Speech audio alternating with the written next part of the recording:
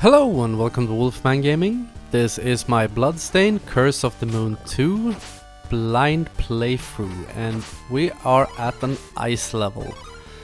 And I must say I'm not really enjoying myself because my characters are starting to feel dead.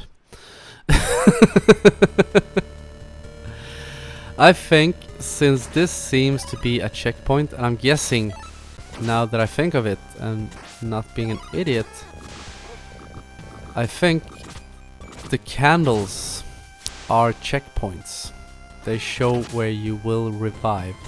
So I'm actually gonna do a controlled death and kill off Sangetsu, Dominique and Robert. Because Hachi sadly perished earlier on. And in the last episode I talked a little bit, just broached the subject of the new consoles coming out, the PlayStation 5 and the new Xbox. And they are supposed to be released around the end of this year, or during Q4 of this year. And I'm really looking forward to them. I will buy the PlayStation 5, and what really made me want to buy it, a killer app that's being released, is a remaster of Demon's Souls. That is the one game in the Souls series that I haven't played. I didn't get into the Souls series until 2015 when Bloodborne was released. Because that was my first contact with that series. And then when Dark Souls Remastered came out, I played all the games in the series and fell in love with them. But I did check out on PlayStation Store, and Demon's Souls, the original game, still costs like around 20 bucks or something. $20, 15 pounds, 200 Swedish crowns. And I think that is a bit too expensive for such an old game. It's a bit more money than I feel comfortable spending on playing a game that's, I think it was released in 2011 or something, or it might even be older than that. I think maybe even came out in 2009. Can't remember for the life of me, but I'm gonna wait for the remastered version instead. And maybe one day when it gets really cheap, since I still have a PlayStation 3 that is working, maybe I'll buy the original game just to compare it to the remastered version. And I'm guessing if we're gonna focus on this game for a few seconds... Oh, shit. What was that in the background? I was so focused on the ceiling because I feel these icicles are probably gonna start falling down on me. But I don't know if there are any other games coming out for the PlayStation 5. I'll probably not be buying the new Xbox, because PlayStation has always been my main console. And the reason I have an Xbox One, I actually won one in a lottery. So, but talking... okay, let's first focus on this boss. The unicorn mermaid lady with the giant boobs. Let's see if we can punish her.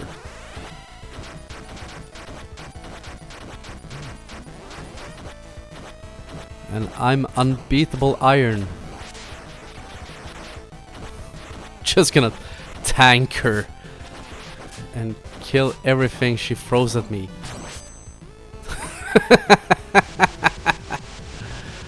Simplest boss ever, and brutal fucking kill. Chopped off her head. Ah. Shit. That was just phase 1. This might go pear-shaped. Ah. Shit. You see? This this is why I hate ice levels. Can't stand them. I was doing so well, I thought the boss was over, and that was a genius move on their behalf. Because you think that, yeah, this is going well, I'm just gonna do my iron skin or whatever the attack was called, and just tank everything and beat the boss, and suddenly there's a phase 2. Every boss thus far has only had one phase, and now there's a phase 2. So my hat off to the developers. I fell in your trap. Okay, so now we're gonna focus on the boss once again, and now I don't have... Oh! Now I don't have Hachi, which is really sad. But the boss only has a sliver of health in phase 1, which I think was quite kind. Just gonna... come on, cooperate. Let's see if we can start... Yeah, I'll tank that hit, that's okay. So at least I don't have to redo the entire phase 1, which was kind of them. I'm gonna keep an eye on my health bar so I don't... Oh shit. It is super slippery.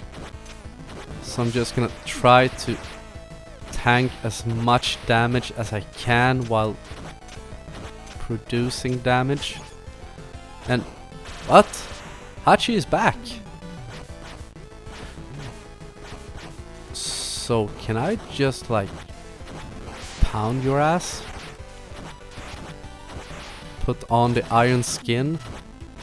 I'm gonna be so pissed if this boss has a phase 3.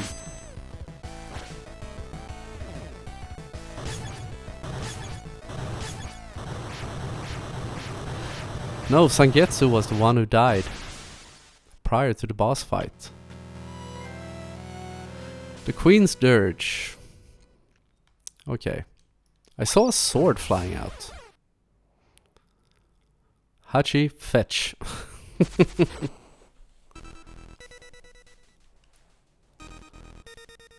Oh, this is so Legend of Zelda. Can you hear the music? Reminds you so much of Legend of Zelda. You got this soul eraser. Okay. The soul eraser is a cursed blade capable of obliterating the souls of good and evil alike. Only a true master can unleash its full potential. Okay, slash combo, helm splitter. Soul domination powers up all sub-weapons. Awesome. I'm guessing this is all the different... cool. So that was the end of the 4th level.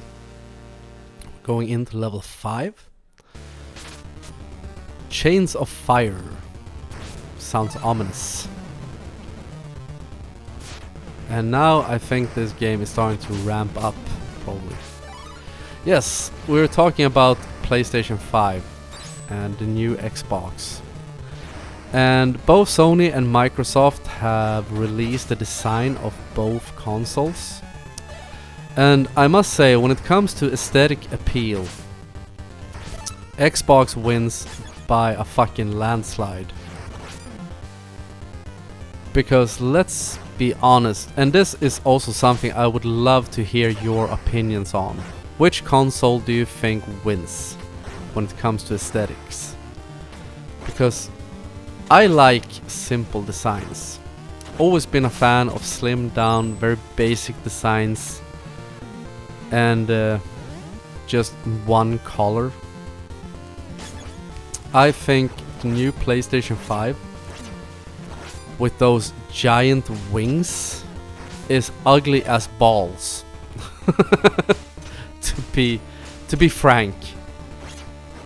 Because having been or being a person that has worked with or with video games. Never been a developer, but I did work for a video game retailer. Not gonna get into more detail about that, but I know that white consoles might look beautiful at first. They don't for very long. I'm gonna do once again a control def because I want Hachi back. So we're just gonna do a suicide jump of these cliffs. No, having white consoles or white controllers is never a good plan. Old consoles. Ah shit! It sent me back here. Okay, have a tendency to yellow over time. Something with to do with the plastic and UV light makes your beautiful white console turn yellow. There are ways to reverse the process with UV light and things like hydrogen peroxide or something like that. There are lots of videos about that on YouTube, how you can restore yellowing on your old consoles. And I'm a big fan of watching those videos because I love seeing people doing shit like that. And the thing is, when you watch a video like that, it always seems so easy, because so you start thinking to yourself, I could do that. But you don't think about the fact that they have, I guess in most cases, done years of practice. They sit there with the soldering irons and all that stuff. And I have an old friend who used to solder stuff. He was an educated electrician. And I know that you can burn yourself quite nastily if you're not careful using one of those things. But I feel that I digressed a little bit. I was talking about white consoles and white controllers especially, because you're most likely aware of this, but your hands are almost never clean, and when you're sitting around playing video games, you sweat. That is a well-known fact, especially if you're playing hard video games where your sphincter starts tightening up, you start sweating even more, and that affects the surface on your controller, which will make it look quite nasty quite quickly. So that's why I really hope that they will release like an all black version of the PlayStation 5. Fuck, I just died. And also, as I said, I like those simple designs. It looks a lot better in my opinion. And also, what was the thing about... Now I'm gonna bash that console completely, even though we all know I will buy it. But what's the thing with those giant futuristic wings? I had a discussion with some of my friends, and sure, it may look cool, it makes it look very futuristic, but in all the pictures or photos of the console, it is it's standing up. And if you're supposed to have that console placed vertically, do you really want giant fucking wings on it that are just perfect for you to get your shirt snagged on or something if you're passing by your TV shelf or something? I see like disasters approaching, because I'm guessing it is quite a delicate machine probably. Modern consoles aren't famous for being very durable if you tip them over, because there's a lot of machinery in there, a lot of electronics, and electronics don't like when you rattle them around. So I think that was a mistake, and that's what I really like about as I said, the Xbox, the tower design. It looks solid, it looks sturdy, it's very slimmed down, or it is a giant tower of plastic. But there aren't parts sticking out, so I think you can actually bump into it without tipping over the entire fucking piece. And also, I haven't seen any pictures of the Xbox, so I don't know how big it actually is. And this feels like a little throwback to Life Force, old side-scrolling shooter game on crap on the NES. I think it's either Life Force or Gradius. We have volcanoes at both the bottom and the top. Things got hectic. Now where was I? Shit, lost my train of thought. Hopefully I'll get it back. That's the problem when you try to talk about things and focus on a game at the same time. A game where there's a lot of shit going on right now. And I feel they are really ramping up the difficulty. Not that it's super hectic, but there are quite a lot of things on the screen at the moment. Let's see. Gonna kill these Medusa wannabes.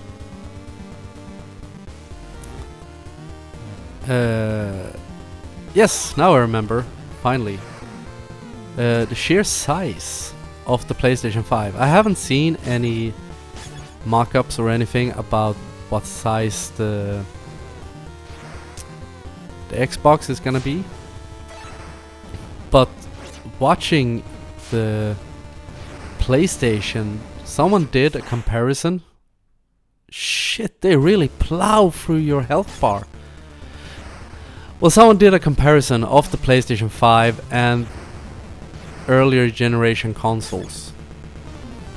And seeing them next to each other, I think they measured it. They did a mock-up comparing the disc trays on them, or the slot we put in the disc, and it's huge. I think it weighs, I think it was around 5 or 6 kilos, so it is a beast of a console, to say the least. And now I'm gonna be quiet for a few seconds, just try to get through this fucking death pit of a room. There is the escape. Are we gonna make it? Yes, we made it. Ah shit, we're in this room. But wait, she does not have that anymore. That was disappointing. Okay, I'm relying on you, Robert. Let's get the hell through this. Go away. Go away! How did he knock me back? Shit. I am so boned. Yep, I'm boned. Okay. I'm gonna stop talking about consoles for a second and just focus on this game. Because I don't want to be stuck here, and we're almost at the end of the 20-minute mark, so maximum effort right now. Let's try to get through this shit alive. Doing so far so good. Can we kill that thing? Yes, we could. Kill that thing. Switch over to Hachi because he can take a hit.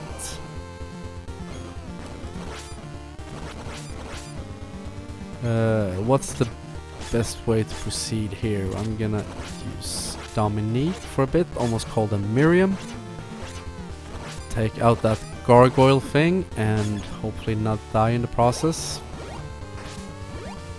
Okay. Everything looking good so far. We're doing a lot better than we did last time.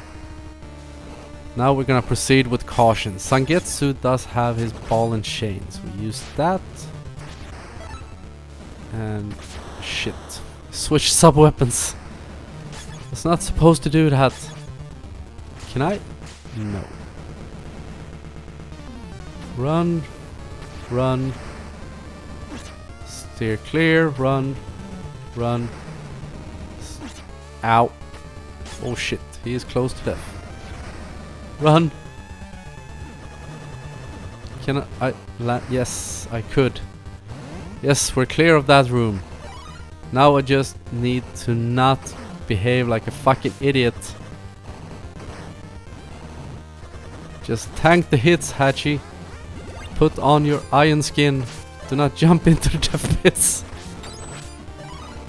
This is really a beast of a sub-weapon, or whatever you want to call it. Yes! We're clear. Can we get a candle? No candle. That is really disappointing. We're gonna play this safe. We're gonna stay far back. Oh, you asshole!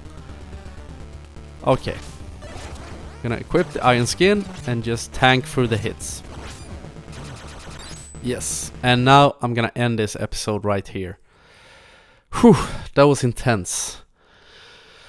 But we'll venture further on in the next episode and hopefully find a checkpoint before we run out of characters. Still have 3 left. But I want to thank you very much for watching, and I will see you again in my next video. So until next time, this is the Wolfman signing off.